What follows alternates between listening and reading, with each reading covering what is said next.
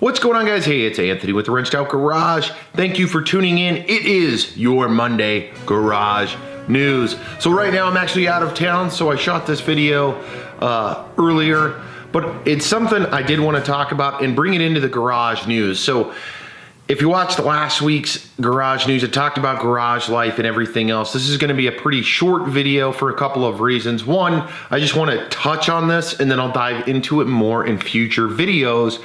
But the other reason is my camera's about to die. So I thought, why not shoot this video real quick so we have a garage news, and it's something I've wanted to talk about that I'm gonna kind of launch into numerous other videos on. But let's dive into it real quick, and we're gonna talk about tools, tool chest, and storages just real quick.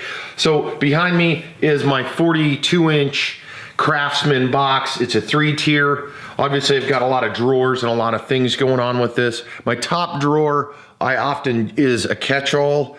It is where I kind of throw stuff when I'm working on projects. And then if you go into some of these, so obviously there I have some wrenches. I started cleaning this up recently and I'm gonna do videos on that. That's just my odds and ends plus my Allen keys. Empty because I'm gonna add some more stuff to it. This is obviously, I've got pencils, I've got a bunch of different tools here I'll talk about later. Some Loctite and more. Drills, kind of a mess. You got your socket drawer, which I need to clean up right there. One thing, so obviously that's just the tools, and again, this is kind of an overview, and it's in the sense of garage news. And the news part of this is when you're looking at toolboxes, so this one I'm gonna go into more details in a video by itself, but let's go over here. Obviously, I've got the 6-foot workbench, I've got an 8-foot workbench, and my point of this video is building your garage out to fit your, pretty much to fit your what it is you're doing. Are you working on your car, a motorcycle? Are you working on carpentry stuff for your house, or what? And that's more or less, let me fix the tripod here, the point. Another thing that I do have is one of these bulk bins, and I did not buy all of this stuff at once. I didn't just go down to the store and buy it all. It's been pieced together and it fits what it is I do with working on the motorcycles, if I'm doing motorcycle stuff, if I'm working on the truck, my wife's car, friends and families, and a lot more. And again, I'm gonna go into more details. Obviously in here, this is something I would get. It's super cheap. I'll try to find a link for it. This is a glove holder. Get gloves if you're working on cars, especially if you're doing your oil changes and diff fluids and so forth and so on. But let's keep going. So we got the 42-inch box. Again, I'll go into more details. We've got some work areas. And again, I started off with wood workbenches that were built. I built them. And then slowly upgraded as I could get money and as I got really good deals on them. I've got some hung cabinets over here. I got some big cabinets over there, air and all of that stuff. So I'm gonna try to keep this short and just give you guys a little bit. This is a great option if you don't have a lot of money, but you want something in your garage to hold tools. This right here, it's cost effective. You can get different versions. This is a Craftsman version. It rolls around. It has some compartments on top. I roll this out. What I recently am converting this to, there's my trim poppers. There's some cleaning and detail stuff. Some, vacuum attachments, some pads, some more detailing stuff, and then down below, in which this is all gonna get cleaned up, and again, I'll go into detail, there's more detail, automotive cleaning stuff. So that's what I've converted this to, but it has not always been that. In fact, this was one of my main little boxes for a little while, and then I've had other Craftsman boxes, and as I upgraded, I sold a lot of them. The one I haven't sold that I was thinking about selling at some point, and I haven't, and I probably won't, is the one right here. So over here, this is my little box. It's locked. Nope, the lower's not. This is locked up here. Essentially what this is, again, I have tools kind of laid out, hammers, I've got some airbrush stuff and more. Obviously here's my Dremel stuff. Some of this is probably gonna be a mess. There's some clamps. This is, so this is Harley Davidson stuff, a couple of parts from the V-Rod, And then I have my airbrush set up, and then down below this is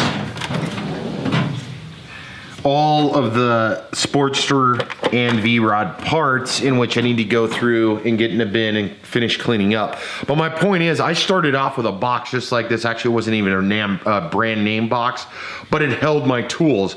And then I upgraded to a bigger box and a bigger box, and then I had two triple stack boxes just like this at one point, and then I sold those and then moved to the 40-incher, and then at some point I'll probably even get a bigger box. I don't know, it just depends. I still have to clean out a bunch of stuff. But the reason that I wanted to do this video is just to talk you through a little bit of this stuff, because it is news. If you guys don't, if you're shooting for the stars and you only got 10 bucks, don't do it. Piecemeal it. Go on to Craigslist, go on to Facebook, and try to get something that works for you, that makes sense. Start somewhere. You know, we've also down here, I've got my compartment. That's my my audio for the whole garage. It's hooked to the TV. Also has Bluetooth. I've got the subwoofer and the amp I'm gonna end up putting in the truck, and so much more. But my point isn't to show off or say, hey, look at all this cool stuff. My point is, you know, you have options when you're building out your garage. No matter how big your garage is, it just needs to be built around what it is you're doing. Don't go and spend all your money on a badass toolbox and then you have no tools to put in it, because someday you're going to do that. Start with the tools, and then you can go buy, like I said, go get a toolbox off Facebook Marketplace, off Amazon, at your local Sears or department store. Lowe's has a bunch of stuff now, Home Depot, and start somewhere and then start building that out, because that's how you start building your garage. And again, I'm gonna go into details on all of these items one at a time, talk you through what's going on with them and the reason I've set them up that way. But I just find this news part something that should be relevant. Now, obviously, I've got a lot of cars and trucks that I'm going to be talking about, automotive stuff like I've done in the past, to include some parts guys that I want to talk to you guys about as well. One other thing to note, obviously over here is turned into kind of a nice setup that I have going on, a little tight space. My utility sinks down below, but I've got my Scott's towels up there, I got my Gojo, I've got some car wash fluid, some floor cleaning fluid, some super clean, and much more. Now I'll go into that stuff in a later video, but I thought that this would be a relevant garage news, because a lot of guys, to include myself, start off by just go, and I'm just gonna get this, or I'm just gonna get that, or you don't get anything because it's so expensive. Obviously here I predominantly have Craftsman. I am not gonna buy a Snap-on toolbox. I've got a Snap-on stool that I got from Costco. And not because Snap-on's bad, because they're not. They're great. Mac Tools is great. I just am not gonna spend that kind of money on something to where I've got kind of my setup, and I've changed it. If you've been watching the channel, you'll know that I've changed it and I've updated it, and so forth and so on. And I could just go on and on and on, but you got to start somewhere. And if you're starting off with something like that, perfect. Get some of your tools, buy one of these Craftsman wrench sets, and get a nice little socket set from Craftsman, or whatever your preference and your price point is in order to get that, you know. And it goes the same for torque wrenches. You know, I got a Snap-on torque wrench from a pawn shop probably 15 years ago.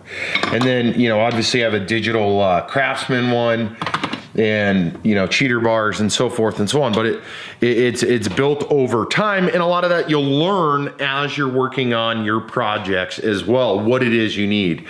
But starting with the basics can build you to the future and to have cool stuff. I mean, I'm not by any means the coolest garage or any of that stuff, but I've built up my stuff. I built, sold, so I can continue kind of growing it and building it out. That's what's worked for me. Obviously, again, if you're independently wealthy and you've got the money, or you save up and you're gonna go do some decked out garage, more power to you. That's super cool. My hat's off to you. But let's leave it there, guys. Hey, thank you for tuning in to the Weekly Garage News. I'm Anthony. This is the Wrenched Out Garage. Don't forget, tune in every week. Hit subscribe down below. Hit the bell if you want to be notified every time we drop a video. I appreciate you guys stopping by, hanging out with me on this beautiful Monday. And if you're out riding or driving, do it safely. We'll see you guys in the next video.